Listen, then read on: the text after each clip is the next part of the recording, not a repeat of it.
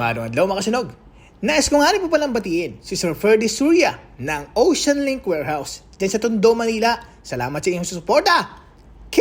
Ang napakagandang lugar na ito ay matatagpuan sa barangay ng Buhay na Tubig sa bayan ng Pola. At sikat na pasyalan dito ang Sawang Beach for the view.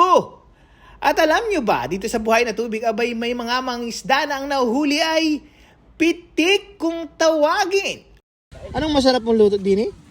Nagapampitik po yan? Lobster, ganun din. Nagapampitik? Ganun lutong lobster, ganun din.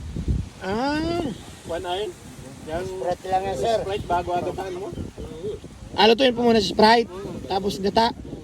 Ayon na rin sa mga mangisda, ang isa daw na masarap na putahe din ay ang paggagata. Pagkatapos nating linisan, tsaka naman natin linagyan ng Sprite. Ihalbos daw muna sa Sprite ang mga pitik kung tawagin. Makalipas ng 30 minutos na paghahalbos sa Sprite, ari at ating binaak ang pinakang bahayan ng pitik. Kapag daw kasi binaak ang pinakabahayan nito, ay pasok na pasok ang gata sa laman. At una muna na tayong naglagay ng gata din sa ating kawali. Pagkatapos, naglagay tayo ng mga panamyato na ng bawang sibuyas. At syempre ang paminta. At ganoon din ang asin. At ang papalasang si Magic. Pagkatapos sinalo-halo ng magkuluan. Huli man ay pwede pa rin. Nagdadad tayo ng maliliit na luya. Kapag ganira ng itsura ng gata, abay pwede nang ilagay ang ating mga pitik. Ang ganun klaseng nilalang, abay talaga nakakatakot naman tingnan. Sa una, hindi mo akalain na talaga ito'y may masarap palang lasa.